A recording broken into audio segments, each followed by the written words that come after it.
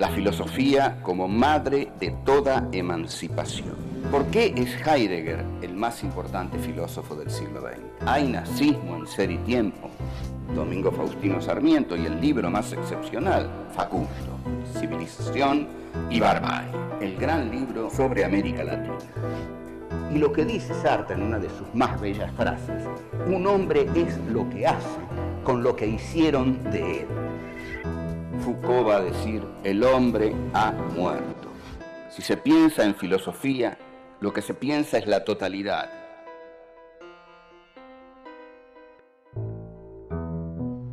Encuentro 11. Foucault. ¿El hombre ha muerto? Si el hombre ha muerto, ¿quién está en las calles? ¿Por qué escribe Foucault una historia de la locura? ¿Cómo logra el poder imponer su verdad?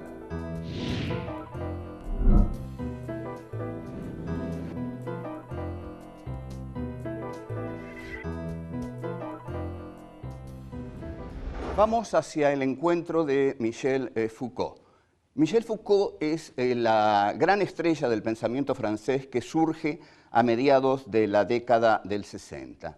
Como gran estrella del pensamiento francés, también se presenta como el sucesor de Jean-Paul Sartre, que lo había sido en los finales de la década del 40, durante toda la década del 50, y comienza aquí entonces el pensamiento estructuralista.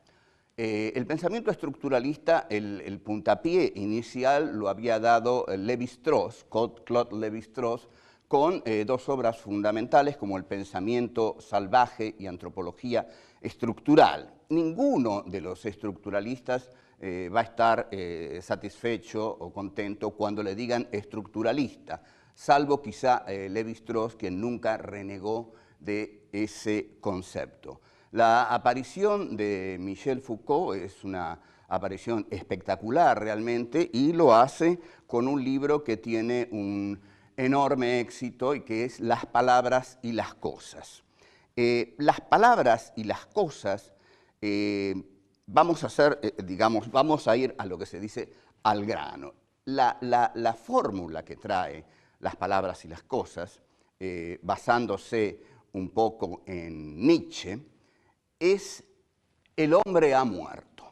El hombre ha muerto. Frase que puede despertar nuestra curiosidad, indudablemente, pero para eso la elabora Foucault, digamos, para despertar la curiosidad de los lectores y que lean su libro. Entonces, Foucault es un seguidor de Nietzsche, y de Nietzsche a través de la lectura que Heidegger hace de Nietzsche. Foucault dice que él leyó a Heidegger en 1951 y que tiene miles de páginas de Heidegger marcadas, señaladas, escritas en los márgenes, etc. La idea de la muerte del hombre es paralela al concepto de Nietzsche de la muerte de Dios. Si ha muerto Dios, ahora muere el hombre. ¿En qué sentido muere el hombre? Esto es realmente complejo. Lo que se propone hacer Foucault, lo que se propone hacer el estructuralismo es, atención, salir del sujeto.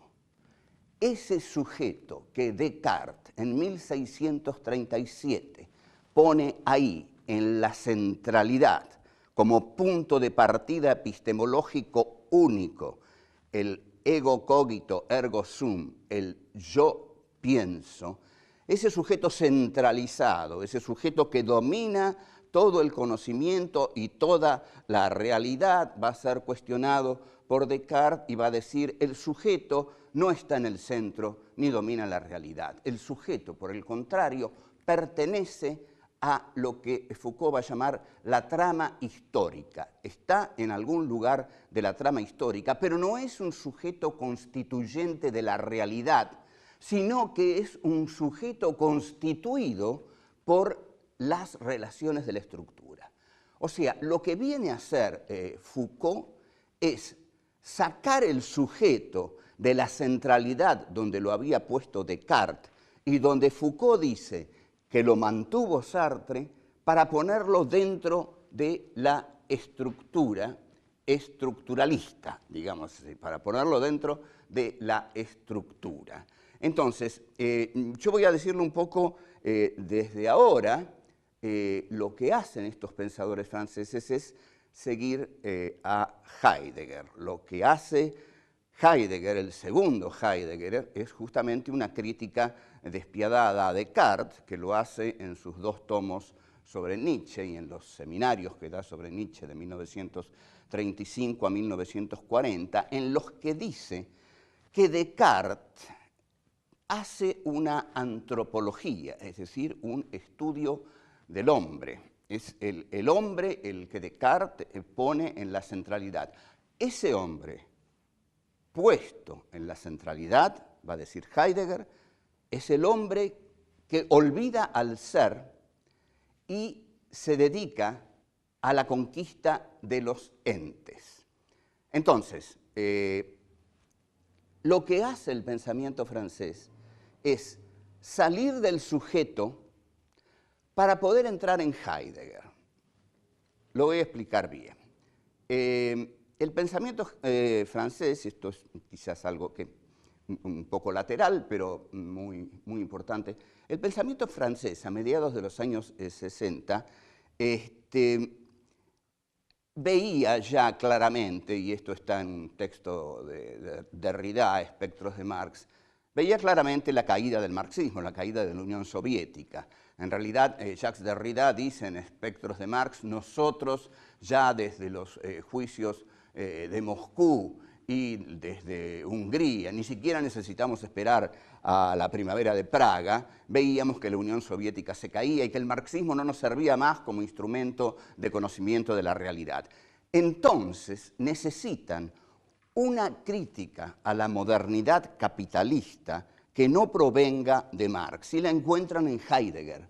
Heidegger, efectivamente, es uno de los más grandes críticos de la modernidad capitalista en tanto técnica apropiadora de los entes, de los objetos, de la realidad.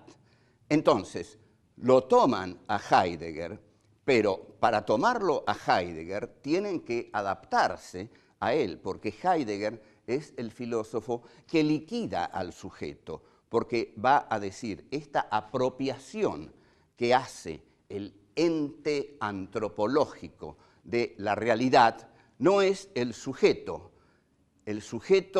no es lo que constituye la realidad, sino que la realidad es ahora apropiada por la técnica del sujeto.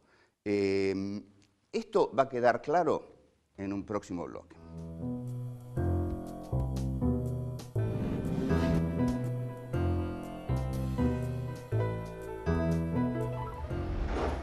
En resumen, el pensamiento francés quiere salir de Marx y quiere salir de Sartre, críticos de la modernidad capitalista. Encuentran otro crítico de la modernidad capitalista, en realidad 2, Nietzsche y Heidegger. Los 2 habían abominado de la modernidad capitalista. Heidegger había dicho que esa modernidad capitalista que comienza en Descartes, poniendo el sujeto en la centralidad, había olvidado al ser y se había concentrado en la conquista de los objetos, de los entes, se había perdido en eso. Al contrario de los griegos no partían del sujeto, los griegos estaban en estado de abierto con el ser y tenían una, digamos, relación de encuentro con el ser, ¿no? Algo que mucho más tarde Heidegger le va a poner un nombre Ereignis, es decir, un momento en el cual el hombre se encuentra con la plenitud del ser. Esto se pierde en Descartes. Entonces, el sujeto muere en Heidegger y Foucault también dice, hay que terminar con el sujeto como punto de partida epistemológico. Entonces, lo que vamos a poner en el centro ahora es la estructura.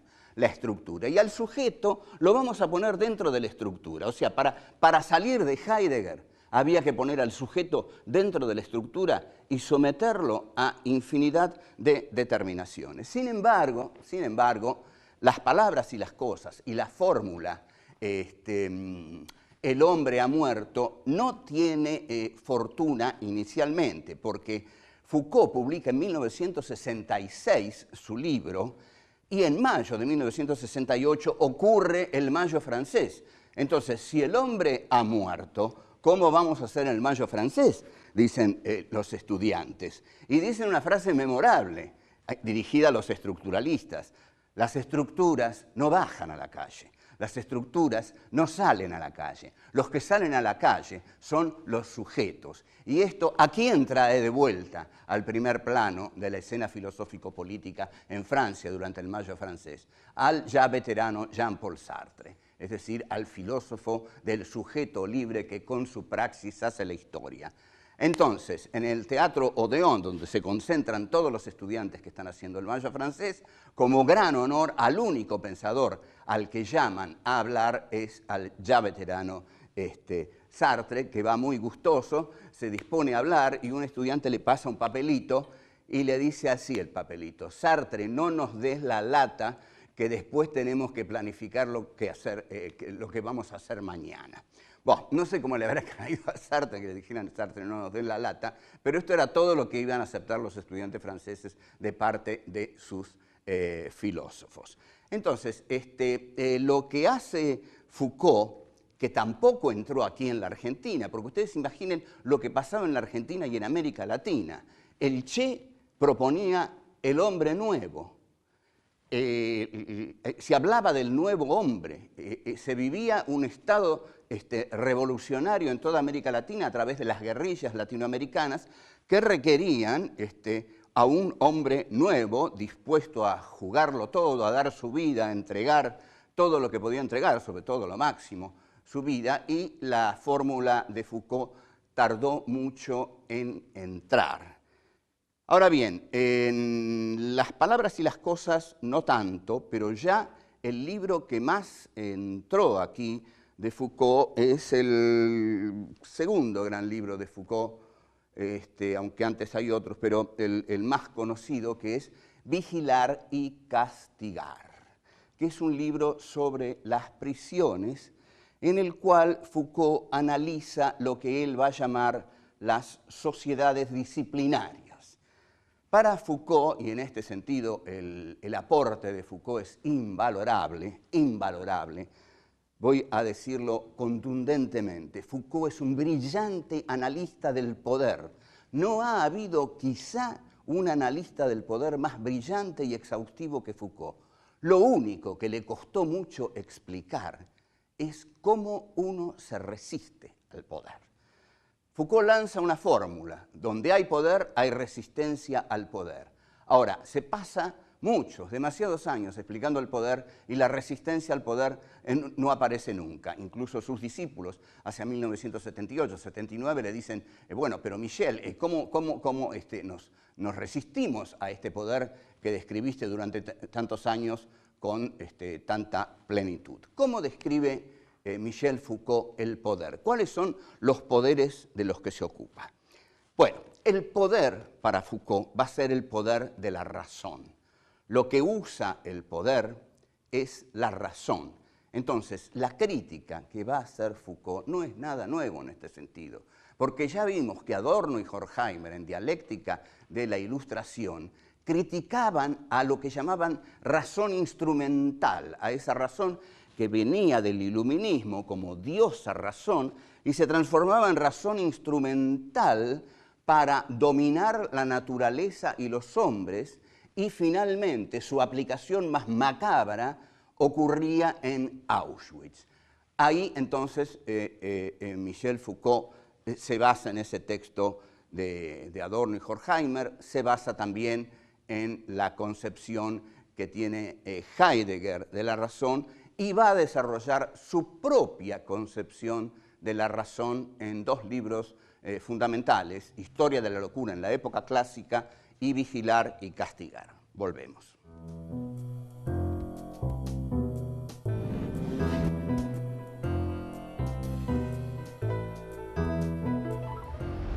¿Por qué escribe Foucault determinados libros? No hay libro que Foucault escriba que no tenga una clara finalidad. La finalidad de Foucault es erosionar a la razón, sacarla del lugar privilegiado que tiene, cuestionarla, mostrar que esa razón ha sido instaurada para dominar a los hombres. Entonces, escribe genialmente, porque el modo de atacarla es genial. Escribe una historia de la locura en la época clásica. ¿Por qué? Porque no hay nada que cuestione más a la razón que la locura. Y no hay nada que la razón necesite ocultar más para validarse a sí misma que la locura. La locura es la antítesis de la razón, es la negación de la razón. La razón no quiere admitir que parte de ella es la locura. E incluso que este mundo racional en el cual todos queremos vivir o que se nos vende que vivimos en un mundo racional, genera locura. Escribe entonces Historia de la locura en la época clásica, en la cual la figura del manicomio ocupa un lugar importantísimo. El manicomio es ese lugar en el cual la sociedad racional pone a los locos, los aparta. Usted no va a ver a los locos. Usted va a andar tranquilo por esta sociedad racional, bien organizada, aunque, digamos, haya embotellamientos, piqueteros, todas esas cosas que les disgustan a la gente, que les disgusta a la gente que anda por la calle, pero es una sociedad racional. Y más, si pensamos que Foucault en realidad no ha dejado de pensar nunca en la sociedad francesa. Hay incluso una ensayista norteamericana que dice, si esa es la sociedad disciplinaria, yo quiero vivir ahí. Porque en realidad es cierto, es una sociedad disciplinaria de gran control, pero también es una sociedad disciplinaria de primer mundo. Bueno, pero de todos modos, ahí Foucault dice que esa sociedad disciplinaria es una sociedad racional para dominar a los hombres. Y para dominar a los hombres, la razón tiene que apartar de sí a la locura. El manicomio, entonces, cobra una importancia central, porque apartar de sí aquello que es diferente es fundamental para la razón, para su propia afirmación. Porque la locura, atención a esto, la locura es el mayor cuestionamiento a la razón. Entonces, los locos al manicomio. Lo otro que analiza Foucault en Vigilar y Castigar, que es otro de sus grandes libros, es la delincuencia, digamos. Es la sociedad civil que tiene que ser organizada, transparente, en la cual todos tenemos que poder vivir, que ya Thomas Hobbes en el Leviatán dijo que los hombres librados a sus propios instintos generaban una guerra de todos contra todos, y que el hombre era el lobo del hombre y que por eso el Estado, el Leviatán, era necesario para armonizar esa guerra de todos contra todos. Entonces, todos cedían su voluntad al Estado y el Estado organizaba la sociedad. Bien, dice Foucault, esta sociedad, para organizarse así, necesita las cárceles. Entonces, si a los locos se los amontonaba en los manicomios, a los delincuentes se los va a amontonar en las cárceles. Muy bien, ¿qué hay que hacer en la cárcel? ¿Cuál es el elemento esencial de la cárcel? Foucault se acuerda de una figura de Jeremy Bentham, un teórico inglés del siglo XIX, que había escrito un librito chiquito en el que desarrolla la figura de lo que Bentham llama el panóptico. ¿Qué es el panóptico? El panóptico es una torre puesta en la mitad de la unidad carcelaria. Toda la unidad carcelaria está construida alrededor del panóptico. Supongamos que yo soy uno de los guardias de la unidad carcelaria. No me gustaría hacerlo, pero supongamos que lo soy. Desde el panóptico, yo puedo ver todo alrededor, puedo ver y no ser visto. Esto es lo fundamental, el control central que ejerce el panóptico es ver a los que están en las prisiones y que los que están en las prisiones no vean a aquellos que los ven desde el panóptico. Entonces, el que ve cosifica al otro, hace del otro un objeto visto, pero no un ser humano. Para el guardia del panóptico, el tipo que está en la cárcel es una cosa a vigilar, una cosa a controlar, una cosa a ver, pero una cosa que no tiene que verlo a él. Él tiene que ver y no ser visto. Y el que está en la cárcel, no tiene que ver. Tiene que ser visto, pero no ver. Este es el esquema del panóptico.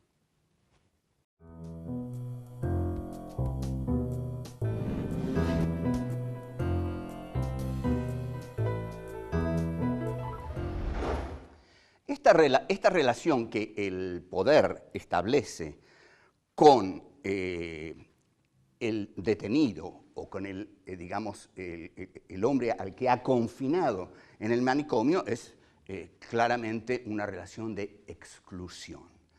Entonces, el poder es la razón que ve, la razón que controla, la razón que domina. Bueno, esta razón que controla, que ve, que domina, que instrumenta a los hombres, esta razón que incluso, atención a esto, que es muy fascinante en Foucault, que incluso desarrolla las ciencias humanas, no para conocer al hombre, sino para conocerlo y dominarlo mejor. Esta es una idea brillante de Foucault. Las ciencias humanas no pretenden estudiar al hombre, lo quieren estudiar para conocerlo y dominarlo mejor. Entonces, el poder tiene una capacidad enorme, gigantesca. El poder tiene el poder de imponer la verdad. Usted me dirá, la verdad es una, la verdad, bueno, podemos decir cosas todavía más extremas. La verdad es la verdad revelada de Dios. Bueno, usted ya sabe que estamos en filosofía y en filosofía, como dice Heidegger, Dios queda aparte. Porque si no nos respondería todas las preguntas, pero las tenemos que responder nosotros, los pobres seres humanos que estamos aquí. Entonces, la pregunta que nos tenemos que hacer es ¿por qué el poder es el que impone la verdad? ¿Por qué, por ejemplo, tener todos los medios de comunicación en manos de un poder le permite a ese poder moldear las conciencias de los sujetos de una sociedad? ¿Por qué la revolución comunicacional del imperio norteamericano ha sido justamente eso, una revolución comunicacional? Porque por medio de esa revolución condiciona, conforma, forma las subjetividades de los receptores, hace de los demás un enorme mundo de receptores de la verdad que emite ese inmenso poder comunicacional. Entonces, el poder crea la verdad. La verdad, lo siento, no existe la verdad. Lo que existe es la interpretación de la verdad y lo que existe es la verdad que el poder puede repetir 30.000 veces, 50.000 veces, 60.000 veces en un día hasta que usted se la crea y crea esa verdad y crea que eso es la verdad. Ahora, bien, hay una frase de Nietzsche tan genial que uno puede pensar largos años sobre ella. Nietzsche dice, no hay hechos, hay interpretaciones. O sea, ningún hecho nos va a dar la verdad. Supongamos, hablemos de una vieja tragedia que en este momento me viene a la memoria. La puerta 12 de la cancha de Boca, del estadio de Boca, en una tarde terrible en la cual se amontonaron 70 cadáveres porque querían salir desesperadamente por esa puerta. Ezeiza. ¿Cuál es la verdad? ¿Cuál es la verdad de Ezeiza? ¿Cuál es? La que dicen los que estaban en el palco, la que dice la gente que estaba abajo, la que dice la columna que venía del sur, la que dice Osinde, la que dicen los montoneros, la que dice Cámpora, la que dice Fabio. ¿Cuál es la verdad? Bueno, hay interpretaciones. El hecho es uno. Algo terrible ocurrió en Ezeiza. pero la interpretación de ese hecho es múltiple. O sea, no hay hechos, hay interpretaciones. Si hay interpretaciones, entonces el poder tiene justamente el poderío de imponer la suya.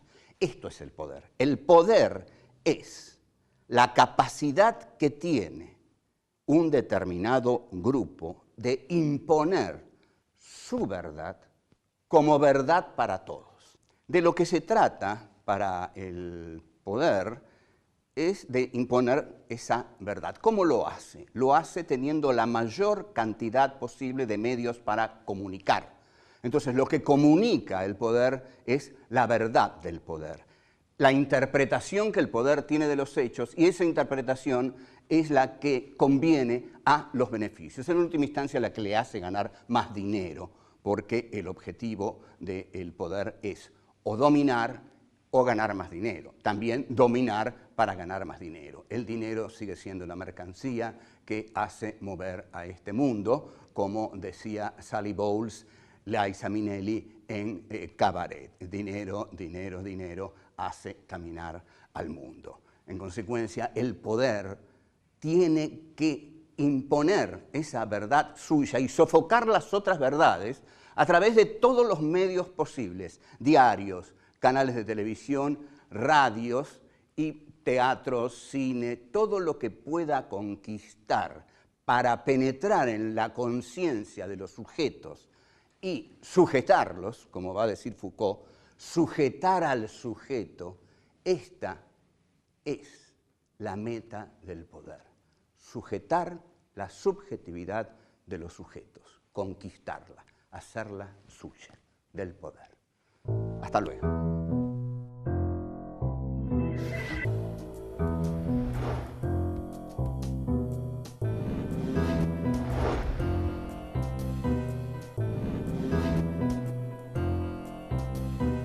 El sujeto no está en el centro ni domina la realidad.